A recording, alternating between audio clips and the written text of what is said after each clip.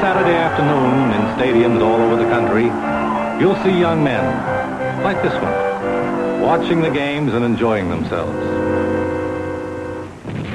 But 4 years ago, it was a different story. 4 years ago, many of our young men were on Heartbreak Ridge in Korea.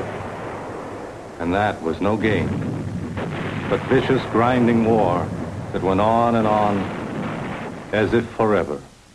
Of course, today it's all over, and the young men are trying to forget. But for one day this year, they'll remember. And that one day is Election Day, November 6th, when not only these young men, but Americans of all ages will be thinking long and hard about how to vote for the surest road to peace during the next 4 years. What are some of their thoughts?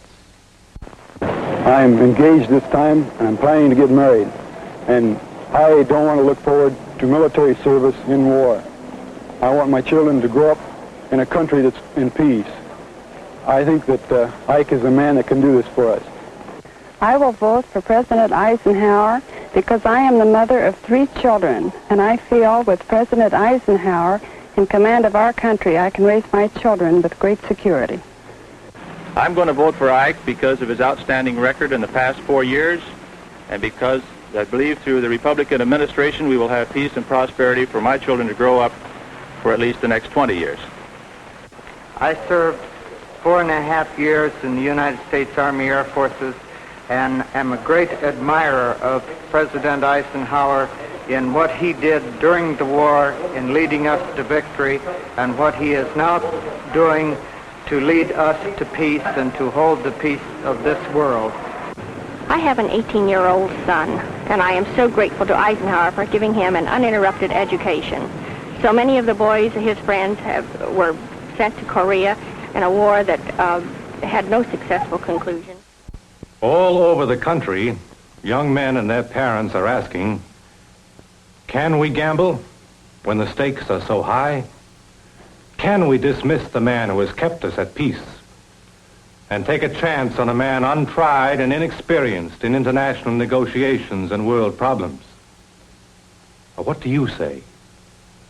Are you willing to bet everything you love and hold dear that Stevenson can also keep us out of war? Are you that sure of it? Remember, this peace we've grown so used to didn't come to us as a gift. 4 years ago, you did something about it. You registered, and you voted Ike Eisenhower into office. Now let's keep him there. Ask yourself, is this the time to change, with wars simmering all around the world? During the past 4 years, President Eisenhower has kept this black headline off the front pages of our newspapers because he knows at first hand the terror and misery of war. As he has said, we witness today in the power of nuclear weapons a new and deadly dimension to the ancient horror of war. Humanity has now achieved, for the first time in its history, the power to end its history. This truth must guide our every deed. It makes world disarmament a necessity of world life.